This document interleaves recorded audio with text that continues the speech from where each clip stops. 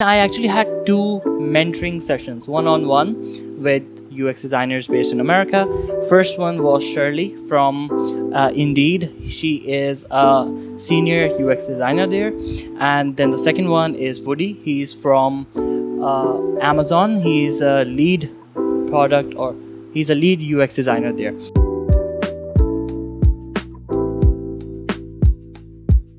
Hi, I'm Shazib. I'm a self-taught product designer and a community builder. And here on YouTube, I make videos about productivity, design, and occasional lifestyle vlogs.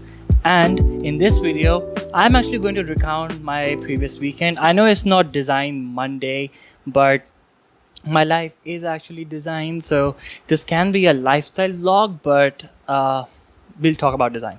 So I just wanted to recount this past weekend that it was a crazy one. In the span of 3 days, Friday, Monday, Friday, Saturday, Sunday, I had 9 meetings.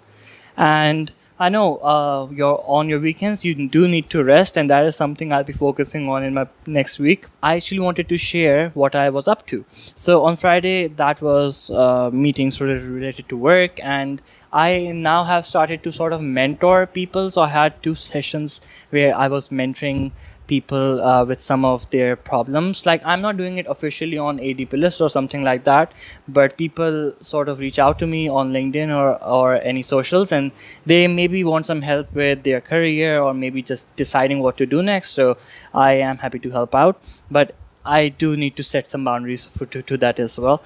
And then I was actually invited to the Google DSC Summit virtually, but it was pretty interesting and a good experience to relive the experiences with some fellow DSC leads. So that was also very fun. If you don't know about DSC lead and my experience as it, I have an entire series on this channel on our DSC Summit back in 2019. So feel free to share, to watch it and then maybe share it. And after the summit, I had some other meetings, community meetings, that is, and then I actually had 2 mentoring sessions, one-on-one with UX designers based in America. First one was Shirley from Indeed. She is a senior UX designer there, and then the second one is Woody. He's from Amazon. He's a lead product or he's a lead UX designer there. So amazing individuals, very happy to talk to them.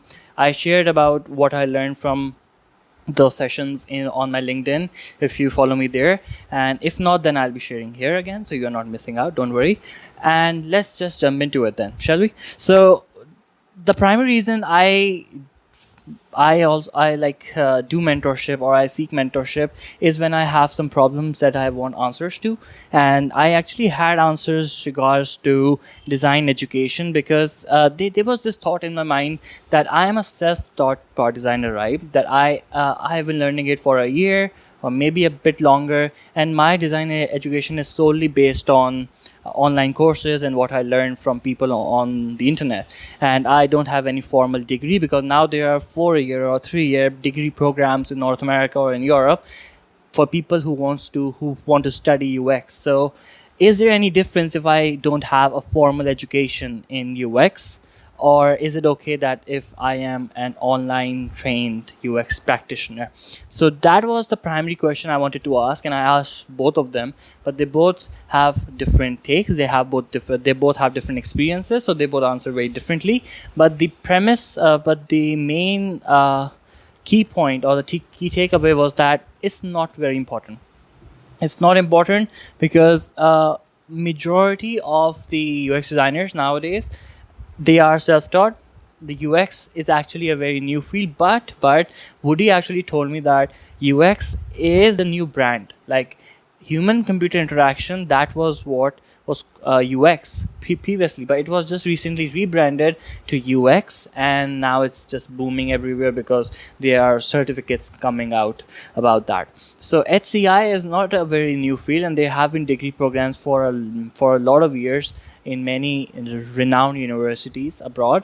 So if the degree programs have been there, and people who are working there at some of the biggest companies like Amazon and Google, they are self-taught, then that sort of answers your question that having a formal degree is not very important. And Woody actually mentioned that if you that the difference he has seen from people who study from degree programs as compared to self-taught, the degree program ones are sort of rigid, like they don't like to explore different design processes because they have spent 4 years studying one design process from us from some instructors, so they have a bias in regards to their design process. But again, that is just a general observation. It's not set in stone.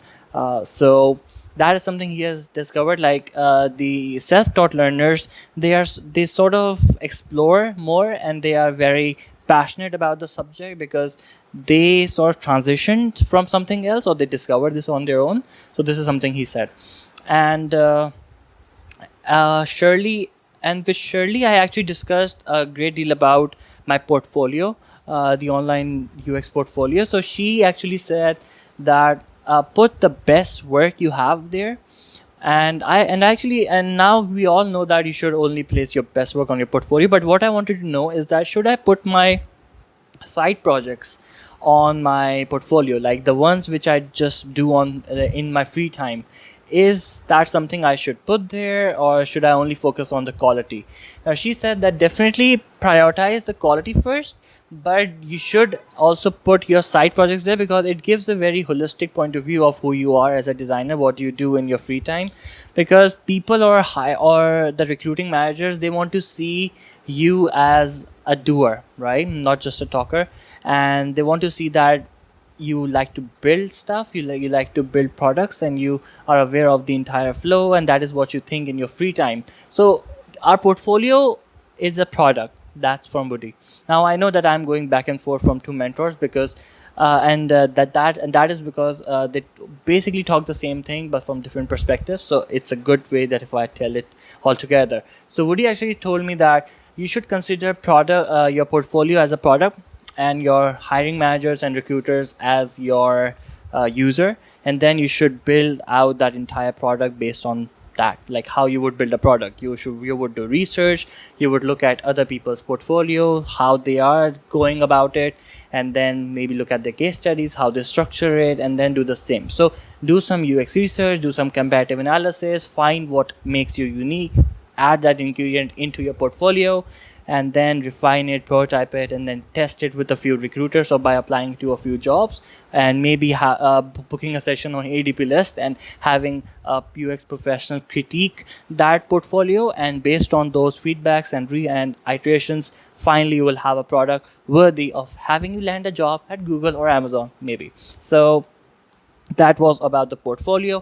That was about do you need a design education, formal design education? So the answer is no. But if you want to specialize in something, then definitely it would be a good thing for you. And the portfolio thing is there. Put only your best work, but also show your own unique personality. And the last question which I wanted to discuss with both of them: what is the difference between an entry level designer and the difference between a senior level designer?